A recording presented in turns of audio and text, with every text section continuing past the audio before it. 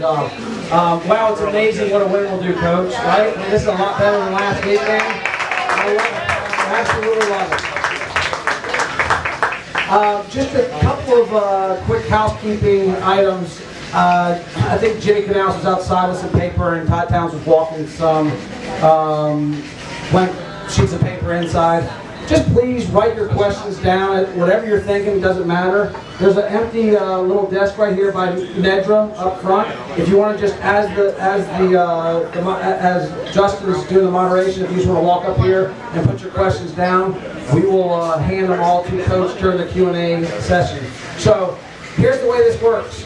Again, let me say this. For those of you who didn't see it last week, Bill Berry did a great job. He can't be here this week. So we've got our very own diamond sponsor, Justin Williams, here with us tonight. From the Williams Law Firm. If anybody needs a lawyer, he's the best. So we do appreciate Justin being here. Really do, Justin. Thanks for filling in for Bill. Bill did a great job last week. And again, one other housekeeping item. We really want to keep this up tempo. Okay, we really want to keep this. This is exciting. What a great time. I'm sure everybody went to bed late Friday night and woke up well rested. It was a fantastic day. I saw a lot of nerves out there in the parents. So again, thanks for being here. Thanks, Savici. Thanks, Justin. And I'm going to turn it over to Justin to interview our very own undefeated Coach Clack. Thanks, Coach. Well, Coach, I just want to start off with one question, and that is, how was the atmosphere, the environment this week leading up to the Alpharetta game? What was practice like? What were the students like? Yeah, it's funny. I've talked a lot about community, and anytime we've had a chance to come together last week, the kickoff party, just in general being around, and I've noticed just the passion and you know, overall commitment to the program. What was cool is I finally got to see it from the student body and the kids all day. I've never really seen anything like it, to be honest with you. All day long, the halls were packed. I have lunch duty during the day, so I get to see every lunch come in and out, and it looked more like a concert than a day at school. And it was just building all day, building all week. You know, the crowd was electric. Everybody was just so excited. I heard the tailgates were pretty interesting and packed. You know, my wife said that she was coming in, like there was just no room anywhere. And to me, that's what it's all about. That's why I love coaching high school football. That's why I say high school football, it has the power to galvanize the community. And it was just really cool to see all that take place on Friday night and just all day. Oh, and it did well for us as well. So, now tell us about this two-position strategy you have, where we saw on Friday night even a few of the players playing both sides. Now, why do you do that? Well, it's not just both sides. You know, I've talked about it before. It's multiple positions. So, you know, we see guys who can play multiple positions on the same side of the ball. It gives you flexibility. That allows you to rotate more players in. But yes, also it allows you to get some guys on each side of the ball. You know, Joe Charleston is a starting safety for us, but he also had a touchdown on offense. You know, and he's not going to come over there like the other guys. They're not going to come over there and play the entire game on both sides. You wear your guys out. You wear some of your best players out doing that. But it gives you that flexibility to create matchups. It gives you that flexibility to create depth. You know, I saw that Alpharetta had guys going both ways, but they weren't really coming off the field. You know, the way we implement it is to build depth, not to limit the amount of guys, but to actually give guys the ability just to play more positions and give us the flexibility if somebody's tired, if somebody's you know, went down, we can bring somebody else in and move guys around. Okay, well now with the 3-5 defense, which is an unconventional defense, right? Very different. I've never seen it. Can you explain why that's the defense you want and the benefits of that defense as well as the challenges?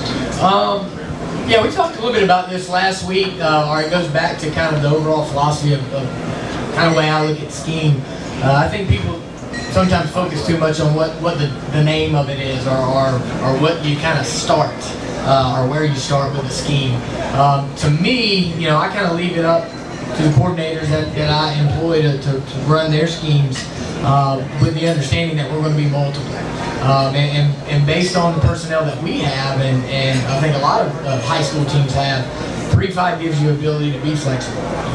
We're able to get a little more speed on the field.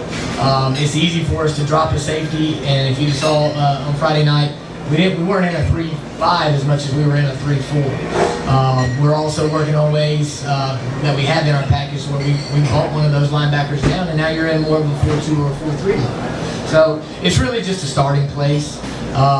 It allows us, like I said, to get what we feel like we have more long, fast bodies than we have of the, kind of the short, big bodies. And again, those big bodies, we want to make sure we use and have enough on the offensive line where you need 5 of those. So it gives us a little more flexibility as a group, I think. Great. All right. As far as with the, you've got the win of 31-9 over Alpharetta, which none of us really expected. Is the team where you want them to be at this point? I know it's only the first game of the season. The fans are excited, everything's going great, but is the team where you had hoped they would be at this point? In many ways, they continue to surprise me, as we get out and we compete. Starting back with the spring game with Brookwood, and then, some of the things we did in the summer. And then just overall, the transition. There's challenges there. Right, wrong, in between, different is different. And that takes a minute to take hold and take root. So in many ways, I feel like we're ahead of schedule in terms of buying in and really playing for one another, embracing the second position, embracing the new schemes, embracing new coaches. But in also many ways, I just as a coach, you see all the room for improvement. They're competing like crazy, and that's overcoming some of maybe our shortcomings and where we want to be fundamentally, and as we look at a game holistically and the mistakes being made, penalties for one. Those things will come with time. We'll continue to work and prep, and we adjust practice schedule and look at what do we need to focus on this week, what do we need to tweak this week, how can we get more time to work on some of the things that we're not happy with. So long answer to a short question. Definitely still a work in progress, but extremely happy with kind of the big boulders, if you will, competitiveness, the guys playing for one another, trusting each other, trusting the coaches. So. Oh, great. Now let's talk specifically about the Alpharetta game. We've got some stats here. We netted, as far as rushing yards, 250 yards. We had 163 passing yards for a total of 413 yards on the game. Now, I forgot my question, actually, so I'm going to go on to the next one. Now, Jordan Yates, so let's talk about him for a second. He had an outstanding night as far as I can tell. Specifically, he was 8 of 18, no interceptions, didn't turn the ball over, and he didn't get sacked. If it wasn't there, he threw it away. As far as rushing, when it wasn't there, he tucked. If it wasn't a designed run, he had 79 yards for 14 rushes. Talk to us a little bit about that as far as what you saw Friday.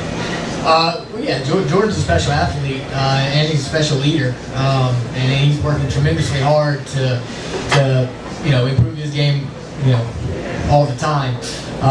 He'd be the first to tell you, and he'd point out his mistakes from the other night, and he'd be the first to tell you and sit down with you and go over the ways that we can improve. The thing that flashes when you watch somebody like Jordan is that creativity, that ability to make a play when nothing's there. And early in the season, that's going to bail you out. And yeah, it is. It's fun to watch. Watch him create. Maybe it was a breakdown in protection, or a great coverage, or just whatever. It's fun to watch him create and make things happen. But what we're really looking forward to is that while we have that, kind of arrow in our quiver. And as we begin to really develop and move forward, you're going to see maybe even less of that creativity because you're going to start to see plays come out on rhythm. And that's when I think we're really going to become dangerous on offense, is when may not be as sexy or fun for the fans, but you're going to start seeing plays methodically work down the field, whereas, right now maybe we're, running around a little bit, that ball's going to start coming out a lot quicker.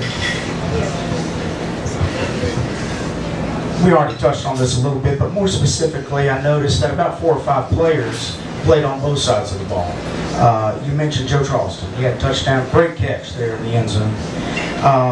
Solomon was playing corner.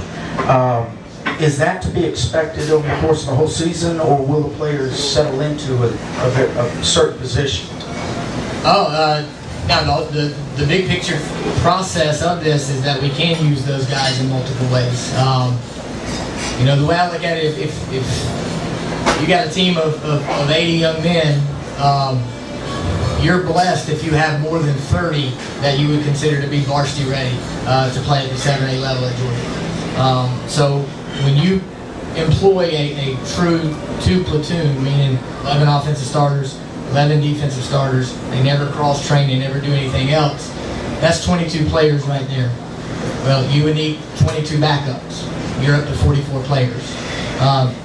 If you got 44 varsity Friday night ready players, then you're in good shape. Most teams don't have that. So what we do is we utilize the Solomon Band horses or the DJ Albrights to be able to spell each other on both sides of the ball. The Dash Harrisons, the Sire Waters, who also got in on defense. We'll be utilizing linebackers and D linemen to come in and play our fullback position at times. Joe Charleston coming over. You'll see Lucas Moore come over. We try to load our defense with as much talent and speed as we can, because I believe that you have to be fast and athletic and run to the football. There's no substitute for that. But as they become more comfortable over there, we'll start, using those guys on offense a little more from time to time. Okay, well, we're excited to see them on that side of the ball. Now, I'm going to ask you a question that I think maybe somebody else has already written down for the Q&A session, and that is, in the second quarter, what was behind the decision to fake punt? To be honest, I saw it early, but it just wasn't a good time. We were backed up, and it was 4th and forever. But they just looked really weak on the edge there. Just the body language, the number count was in our favor. So when we got the ball around midfield, and it was a manageable 4th down, I just felt like it was a good opportunity to maybe give us a shot in the arm. We weren't moving the ball great on offense. We're still shoring up some things on special teams. Just like I said, game 1, game 3, 4, 5, you hope to be a little more solid in that area. I just felt like it was, kind of risk-reward type of thing, and it worked out for us. And in the second quarter, we only had the ball for 3 minutes and 15 seconds, and going into the half, the score was 6-3, Alpharetta. What did you say to the team?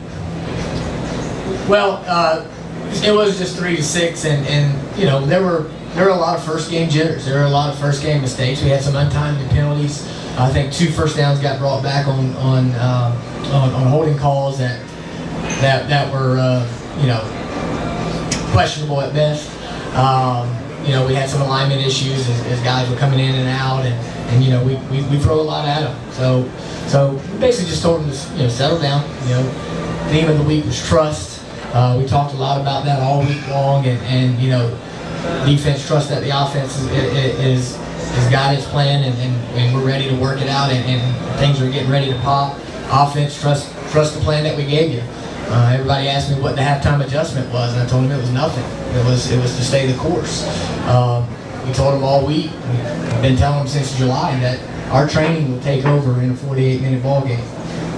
So that's exactly what we did. We stayed calm. We looked each other in the eyes, said, we got this. It's 3-6. We go out, get the ball back, and go to work. Exactly. Another thing that I noticed during the game, late in the game, was Alpharetta was starting to cramp. They had even the quarterback go down. Number of players on their side cramping up. none of our players appear to have an issue with cramps. Can you talk about that a little bit?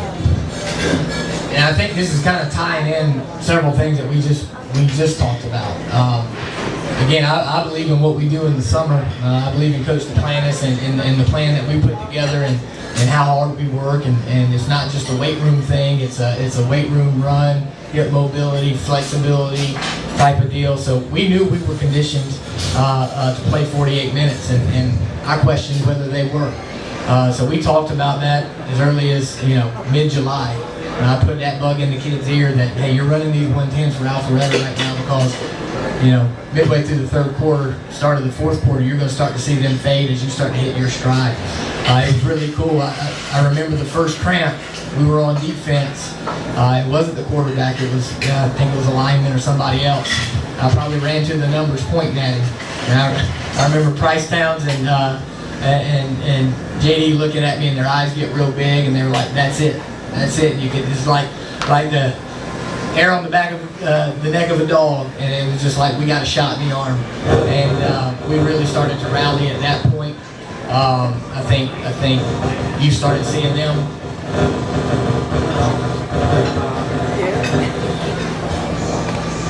I think you started to see them kind of fade a little bit, but I also will bring back the two position question, where we were able to rotate 15, 16, 17 guys on defense. When we saw guys putting hands on knees, we were able to get them out and give them a couple seconds to breathe. So I think that served us, through the course of 48 minutes. Very good. And we've already touched on penalties a little bit, and penalties are to be expected in the first couple games of the season. Got to work out those kinks, but what is your plan to diminish penalties over the course of the season? There's no magic bullet for penalties and things like that. You just continue to try to maximize your rep and maximize the time in the week. You only have so much, and we work extremely hard. I go back and reflect on every practice. If we're wasting a 5-minute period, that'll keep me up at night. So we'll maximize our time and make sure that our guys know, like the back of their hand, the assignments that they're supposed to do. When they become more aware of what they're supposed to do, they're more confident in what they do. If they're more confident in what they do, they're going to get to their spot and make the play versus maybe having to reach out and grab a jersey or be unsure about where they're lining up and those type of things. So just like anything, practice makes perfect. Remove the clutter. Be confident in your assignment, and I think you'll start seeing penalties go way down. Very good. Late in the game, we had a great opportunity for an onside kick after Alpharetta committed 2 penalties of 15 yards each. We get the ball on their 30 to kick off to them. Tell us what was going on there as to why there was or was not an onside kick. Yeah, that's a kind of an interesting tale of what happens on the sideline. As a matter of fact, before the penalty was even thrown, or we knew exactly what it was, I was wanting to onside kick them from the regular spot. We're not putting the ball into the end zone right now, and so we're worried about a return there. I didn't want to give them the opportunity to return it, so we were thinking onside to begin with, even without a penalty. When I saw the first 15-yarder, now I'm thinking, okay, we can put this in the end zone. So we turn around, we're getting our kicking team ready to go so they can take the field. So we're like, no, let's just kick it in the end zone. 15 yards closer, we should be good. As they start to trot out, and this is the, I guess I should slow down and make sure I know everything before we send them out there. I see the second penalty. Now we're screaming from the sideline, ambush, ambush, ambush, and that's our surprise onside. Loud, young kicker, young unit, didn't get the call. He definitely put it through the end zone. But yes, very astutely, you guys saw that was definitely should have been an onside kick. Again, where I take blame there, I should have been a little more patient to see all the penalty yardage play out. Once I thought it was the horse collar 15-yarder, now I'm thinking, okay, we can put it in the end zone, easy kick. Well, then the second one comes in. I'm like, well, no, now we need to onside it. But wasn't able to get the call in. I thought he looked over and gave me the nod. I'm like, cool, and then he moves it to the end zone. Great kick. It was outstanding. It was outstanding. So again, we talked about this last week. You know, you're going to have some breakdowns. You know, some communication. There's lots of moving parts. There's lots of 15, 16, 17-year-old minds. There's coaches are getting are practicing as well. So that's just those things that go into a game, and you try to clean them up as you go forward. And they call it mid-season for a reason. Great deal. Now we've talked offense, we've talked special teams.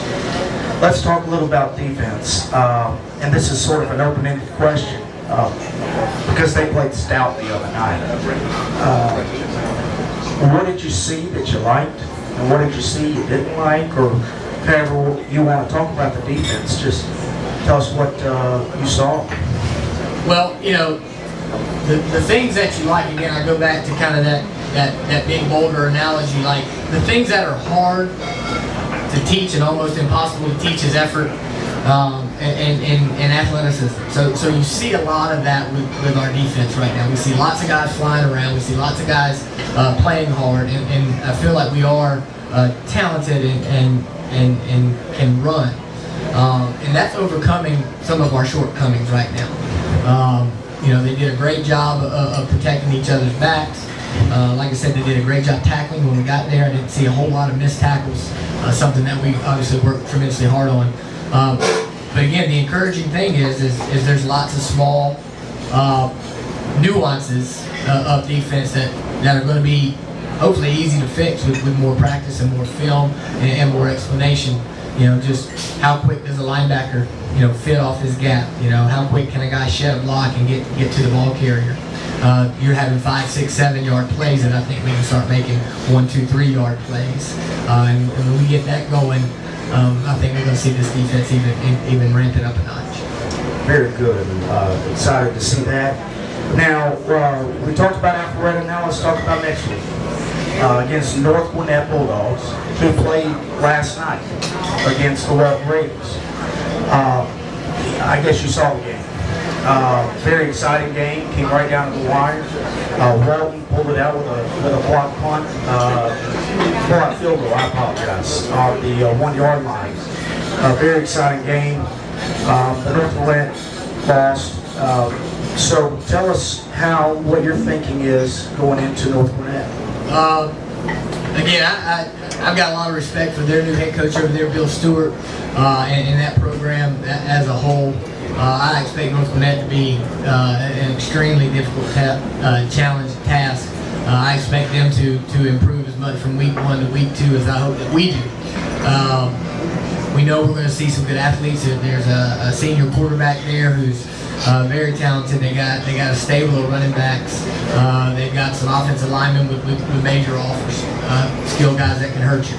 On defense, kind of the same, that maybe the most talented secondary that we'll face all year. They've got a minimum of 3, Division I scholarship guys on the back end of their defense. And then knowing Bill Stewart, the way I know him, he's going to employ a 4-3 scheme, which is going to put 7 people in the box and make it tough to run. So without getting too deep into the X's and O's, things like that, you can expect an extremely well-coached team. It's going to play very hard, very disciplined. They'll take their chances on defense. So I'm hoping we can capitalize on some of the chances that they take. They're going to make us essentially beat them on some big plays, I think. Whatever that is, whatever that looks like, we'll be scheming that up and try and take advantage of that when the opportunity comes. On defense, I expect a spread team. They brought over, I can't place the guy's name, but he was the offense coordinator at Cherokee the past few years, and he's done an outstanding job there. They're going to try and spread you out and attack your perimeter, but to set up their inside running game. If you saw the game last night, they moved the ball very effectively for most of the game, and then we just have some miscues. Again, like you expect in week 1, everybody's still prepping, everybody's still building, everybody's still growing. So they definitely don't want to come out go back to Swanee next week 0-2. So I expect their absolute best effort, and you know, they better expect our absolute best effort. Now, they've got a great quarterback. You mentioned some of their players are already committed. The quarterback, Keith Ford, is committed to Texas A&M. Last night he played excellent. He was 15 of 21 for 179 yards, 2 touchdowns, and ran for 65 yards. He's proved to be a force to be reckoned with. Now on defense, do you have a particular plan for him? You know, not to get into too much particulars, but again, I think it's very similar to what we just faced. He reminds me a lot of the quarterback we just saw. He can definitely, he's poised in the pocket. He can hurt you in the passing game. He's going to find the open receiver. What I was most impressed watching their game from last night, which you don't see a lot with the high school quarterback, he doesn't force it downfield, and he's willing to take his check down, and those check downs go into 15, 20-yard games sometimes. And then just like you said, they've got good running backs and a good offensive line. If you don't account for him, he's going to pull it and make you pay. So we definitely got to be on our toes and have our scheme sound, so that, you know, as we're taking away their run game, we're accounting for him. As we're taking away their deep routes, we also got to leave enough underneath so that we can account for him and running back out of the backfield as well. Well, exactly. It seems, you know, looking at last year's game, last night's game, they seem to use their running backs, also as wide receivers, not quite a bit, but at least 3 or 4 times. So that's definitely something we want to be looking out for. But actually, the first question that I asked you answered all my questions. So I'm going to now turn it over to Tim Boyle as to whether we'll take a break. Yep. So thanks, Justin. No, great job. So want to tell you thanks again. Fantastic job. This is the thing. Just for the Q&A standpoint, I'm going to fill in. I heard these questions. Again, if we could give Justin Williams, Diamond sponsor, a healthy round of applause, we really appreciate you calling in, Justin. Really do. Great job. Thanks so much. Okay, first question comes to a special teams coach. How much time is spent on special teams? Will more time be spent on special teams this year? Great W, coach. Thank you. Thank you. Special teams, we spend approximately 30 minutes a day on special teams, give or take. It's definitely something that we make sure is in every practice plan. We are actually adjusting some things this week and how we practice. We're moving our Tuesday morning practice back to the afternoon. One reason for that is the game. One reason for that is that Tuesday practice was built to be short, an hour and a half. Once we get to maximum efficiency, I think maybe we can go back to looking at some of that option, but that's going to give us an extra 20 minutes a week. So, you know, looking at Tuesday, just for example, I was popping a couple extra minutes on special teams. A 10-minute period becomes a 12-minute period, or, you know, an extra 5-minute period at the end, or something like that. So definitely something we put a lot of focus into. We'll continue to tweak and mold and you know, just continue to improve upon. Do those kickers, are they kicking all day? I mean, Yeah. is that their job? And I think for the group here, you look at Milton, I mean, we've had Ethan Suit, the guy was a stud. He should be playing for Alabama this year. You had Nick Agello, the guy should be starting for Georgia Southern. He's phenomenal. That has just been a strength for us. And I think this whole group will tell you collectively, you don't realize how important special teams is and a kicker until, you know, those two types of guys are gone. It looks like we've got a lot of younger talent, new guys coming in, and it looks like they could develop and beat somebody similar. Can you just comment on Yeah, I mean, I saw Murphy kicking, you know. Yeah, I mean, you're at the mercy of your personnel. You know, when you have somebody that can sit back there and boom it 50 yards with a 4-second hang time, it makes punt pretty easy. You know, when you can put the ball in the end zone on kickoff, that makes it pretty easy. But when you can't, you got to get creative.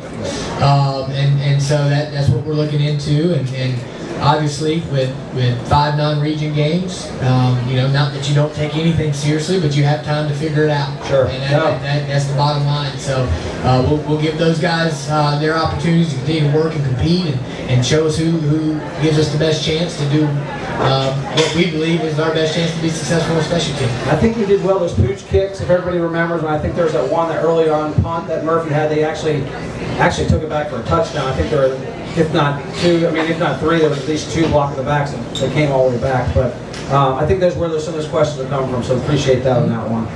Second question comes to us. We love this community gathering here for post-game and pre-game chats. Is this new? You carry this over from West Forsyth?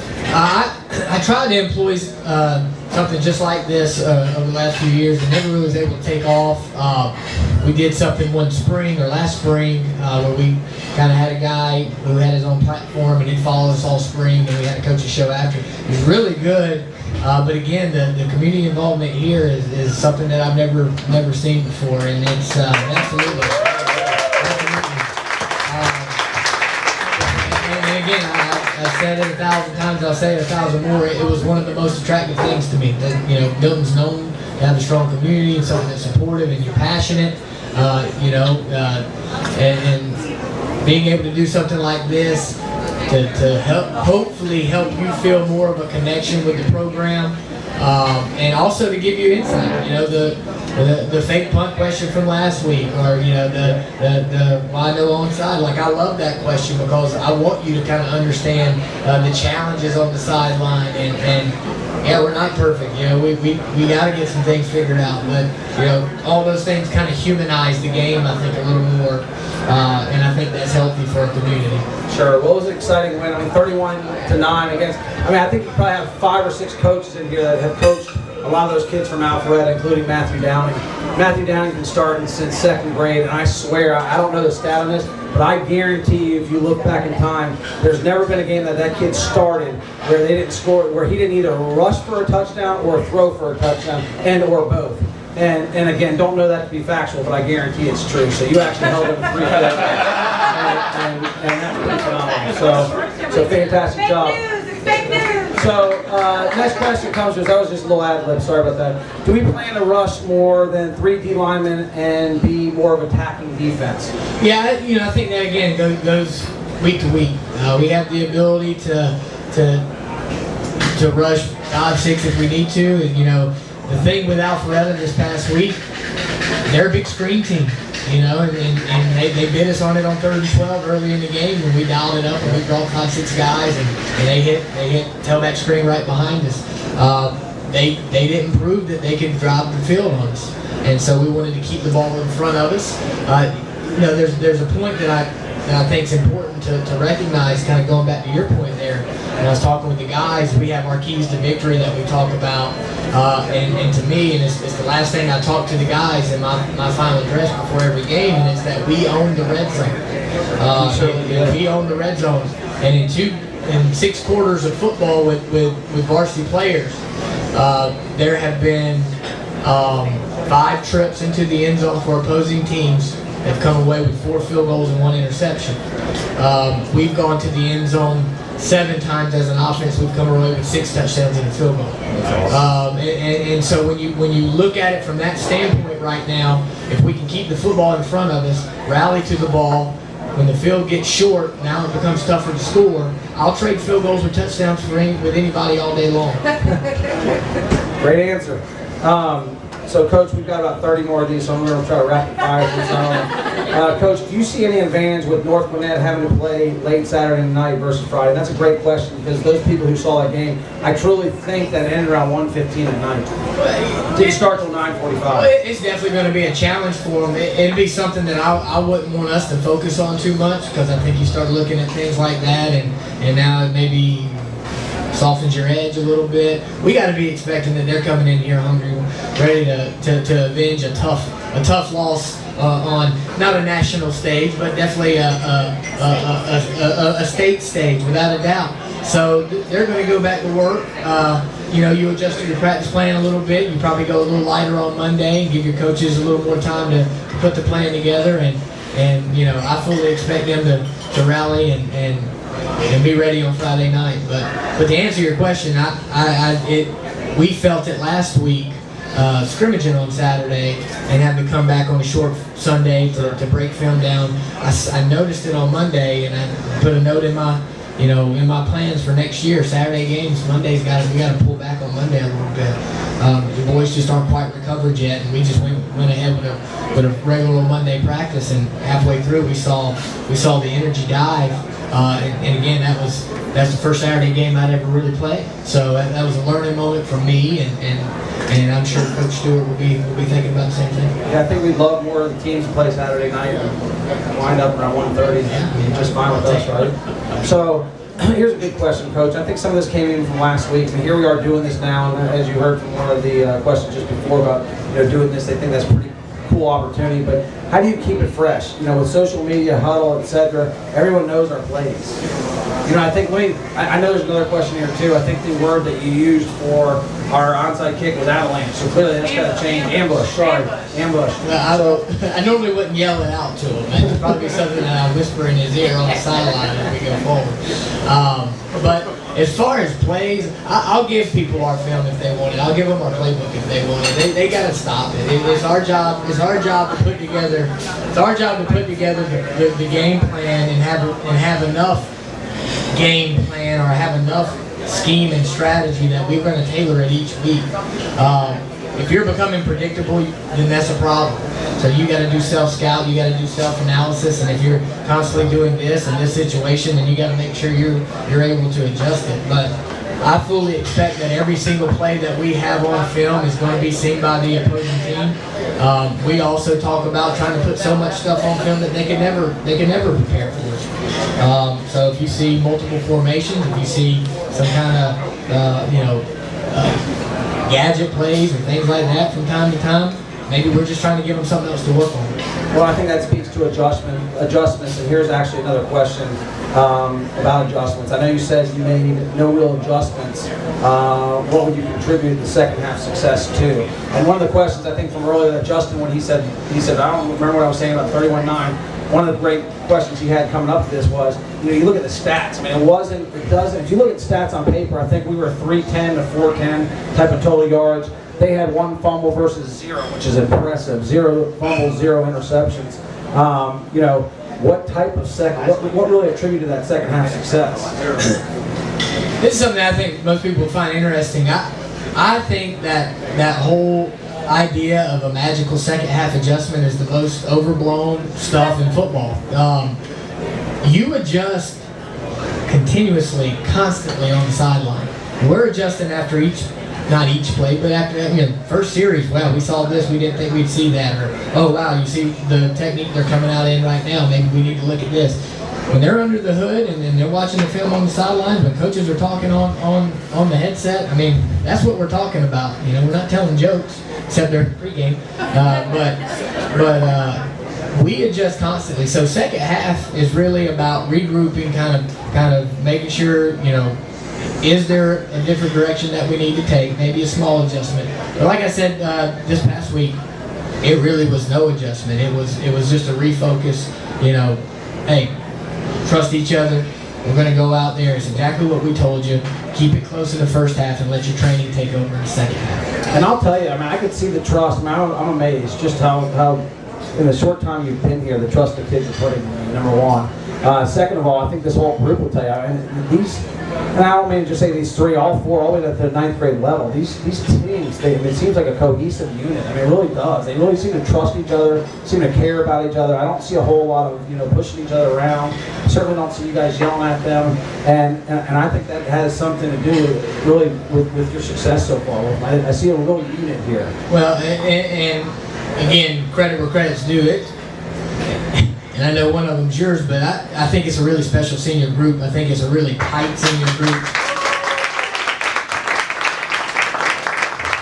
And I really do. And this is my 12th one that I've seen. I've been in the game for 12 years now, coaching high school kids, and I've had special groups come along, but they don't come along every day. And this one ranks right up there with the top 2 or 3 that I've ever had the privilege to coach, and that is just such a blessing to me. Somebody's coming in trying to do things in a different way. Again, I don't like to say right or wrong or whatever, but it is definitely different. But I challenged them the first time I looked at them. I said, you know what, I'm going to coach a lot more senior classes. This is your only shot. So you can make the choice right now to, are we going to buy in and make the most of it, or are we going to worry about things that we can't control? And I said it a little more diplomatically than that, but I saw it from day one.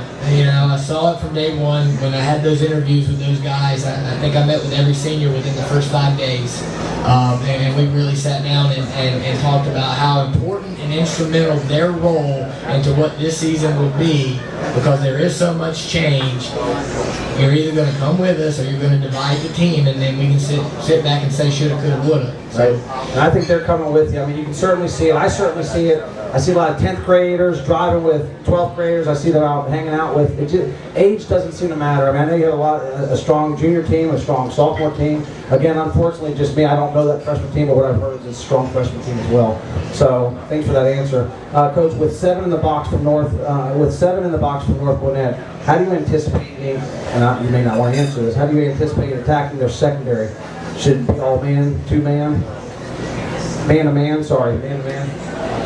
Yeah, I mean they're a big man-to-man, you know, what you would call cover 4.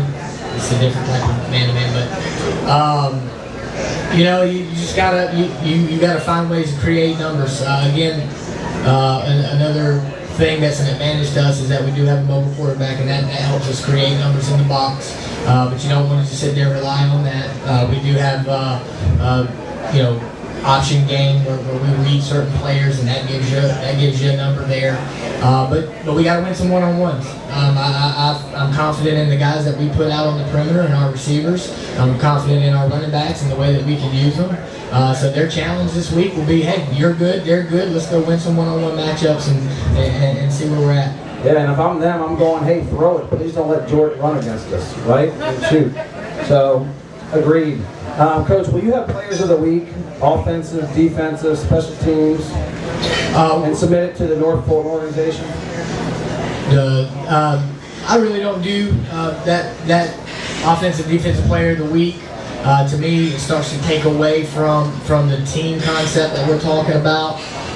You know, even in our banquet, we don't give players of the year, and you know, this position was the best player and that position was the best player. Everything we try to recognize is peer based for the most part. Now, something that we will start to do, and again, just kind of catching up because of some other big things that we've been dealing with, but we'll give like hustle play of the week. For example, if you go back to the scrimmage game, DJ Albright running down the guy streaking up the sideline on the 5-yard line. You know, that's a hustle play of the week, because what did we do? We ended up keeping him out in the end zone, and he saved us 4 points. So we do more stuff like that. Scout team player of the week, you know, things of that nature. Typically, if you're the offensive and defensive player of the week, you probably got recognized already, and most people knew it. Well, I know the parents were recognizing those folks, that's for sure. Coach, what was the scenario in the library? This came up a couple times, and I don't know that everybody knows, but evidently there was something in the library that happened with the players before the game. Do you care to elaborate a little bit on that for everybody? Maybe give a little backdrop if you do. So, again, just kind of doing my research or reading or whatever it is. I started to really follow Pete Carroll a while back, and part of something I got from kind of studying him was this thing called mindfulness. If you study Phil Jackson, he won 11 championships, you know, in basketball, and that's another thing there. It's sports psychology based, it's meditation based, it's all about being able to focus the mind. And for an athlete, for anybody, that for instance, being able to focus your mind, to remove some of the clutter, to acknowledge the anxiety, the doubt, the negative feelings for what they are as just as simple thoughts. Hopefully we can look at those things and realize that we have the ability to respond in a way that we want. We can't necessarily control our thoughts, but we can control the response to those thoughts. So 2 years ago, I was sitting there reading one of those books. It was called The Mental Game of Tennis, and I had a teacher on staff at West, Dr. Delaney, who works with at-risk kids, and he had been doing a lot of this mindfulness type stuff with like some of our autistic kids before test taking, and he saw great results. Basically teaching them how to limit the anxiety, focus your mind, don't worry about the other things. And he asked me if I was interested in maybe doing it with the football team, and I told him to go look on my desk and see what I was just reading, and we started to build this mindfulness program. I wasn't able to bring Dr. Delaney with me, but I kind of learned enough from him. And so what we do with the football team, not only do we talk about those type of things, and they're built into our core values and certain things like that, but at home games, after team meal, instead of releasing them and just having 2 hours of unstructured time, which if any of you have gotten to know me, I don't really like unstructured time with your young boys. We go to the library and I take them through a script that I type up, and it's a type of meditation. If they fall asleep, that's fine. I make sure that their earbuds are out, that they're not plugged in to any type of stimulus, so that their mind can actually relax, so that they can actually try to focus their mind. And then we just walk them through, different types of scenarios. I have them reflect back on, when was the first time that you remember falling in love with a game? What did it feel like? I take them all the way through the night. And then I have them visualize success and visualize those type of things that hopefully gives them confidence and makes them feel like they're ready. It's awesome. I've heard from multiple parents. Really cool idea. I wonder if you touched on this a little bit. I bet there's a few kids there sound asleep after it was over. Huh? And that's fine. I tell them, at worst, what's going to happen is you're going to get 45 minutes of rest. At worst, if it's something that you enjoy, because kind of the bittersweet thing is now that I'm leading it, I don't get to do it. I used to get right with the kids, and I would lay down and I would listen to Dr. Delaney walk us through it, and it was I bought into it. I came out and I felt a lot sharper and a lot ready to call a football game. But I'm excited to do it, and I thought the kids responded to it really well. I didn't want to ask them because I knew they would probably just tell me what I wanted to hear, but it got back to me, and I love that I'm getting this question. That means that they went home and talked about it a little bit. So I think they liked it. That's cool. And certainly the score 31-9. I keep doing it just in case. And I'm a big believer in placebo effect. All right. Too, so. Coach, your first game is complete. Can you tell us what you learned about your football team after week one? Anything new? Well, I mean, again, I talked about it a little bit already. I definitely learned that they trust us and they trust each other. And I learned that they're going to compete and they're going to play hard. So they had an opportunity down 3 at half. Things aren't necessarily looking like, gangbusters at halftime. But they bought in and they trusted, they came out, and we played an outstanding second half. So I know we're there. I know we've got that piece. I would never call it, locked away, cemented away, but we're there with that piece. To me, that's the most important piece. The scheme and the fundamentals and those type of things, that comes with practice, and hopefully we've got 17 more weeks of those practices left. I like it. I do too. Coach, and some people might not know who this is, so maybe you can elaborate, or maybe I can elaborate. Have you thought of going full Pulaski Academy? Familiar with Pulaski Academy? I'm sure you are. Coach Kelly, Little Rock, Arkansas, kicking strategy, which for those, maybe you've seen him, maybe you haven't, this guy doesn't believe in punts. He kicks on sides, goes for it on 4th down every time. Yeah, no matter if it's 4th and 50 or not, he'll go for it. I think he was once up 21-0. The other team hadn't even touched the ball yet. Backstory on this guy, I read about him, it's probably 6 years ago. He had a statistician break down all the probabilities of what a typical high school punt would be, where the field position would be, so on and so forth. And it basically came to a virtual probability that punting 90% of the time was actually the wrong move. And he goes for it. And it's definitely something that I like reading about. It's Sounds cool on paper. No, I mean, no. Looks good on film. There's more to it to that.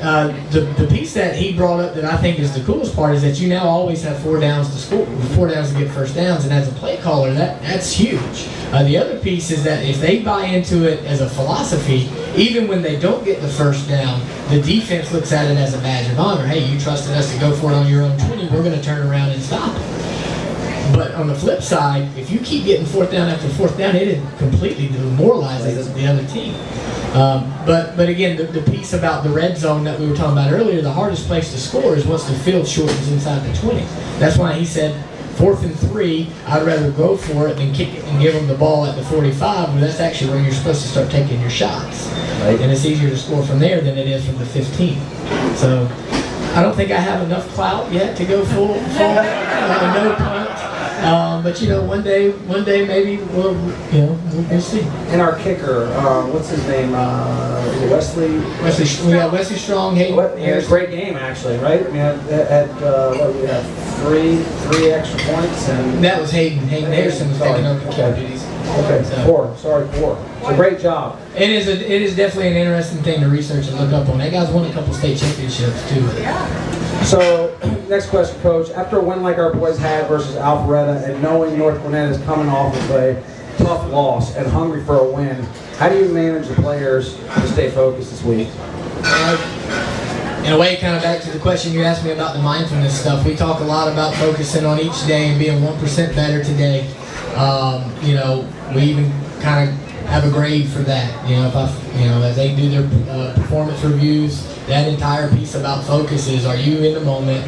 Are you hanging on to last week's success or loss? Are you looking ahead 2-3 weeks to that next team coming down the line? Are you talking about region championship, state championship right now? You should be talking about Monday's practice and getting ready for North Gwinnett. So, again, no magic bullet for it, because it's human nature to look ahead and look back. But it's definitely something we preach and we harp on about. We can't do anything but control us. Let's get better today. If we can get 1% better every single day, that will build together and culminate to great Fridays, and then great Fridays will build together to create a great season. And we're home again. Just one question. This is really not a question, it's just from me. But what did it look like coming out there? That crowd, man. I don't know. Maybe a Roswell. I just don't remember a crowd being that deep. I mean, it was just there wasn't a place in the stands or around there that looked. Did you guys feel that on the field? Oh, absolutely. I mean, the energy was like I said, all day. It was just contagious. It was almost a little scary in a sense that the kids were so excited that the emotion was so high. I mean, I'm walking around and kids are sweating in the middle of the day because they're so. I'm like, you got a game to play. But that was what that after dinner kind of let's shut it down for a second. Let's let that adrenaline, let's let that emotion kind of melt off of us for a minute. Let's refocus. Let's get in our walkthrough. Walkthrough gets us to tape gets us to pregame gets us to game, and now it's time to kick. It's great.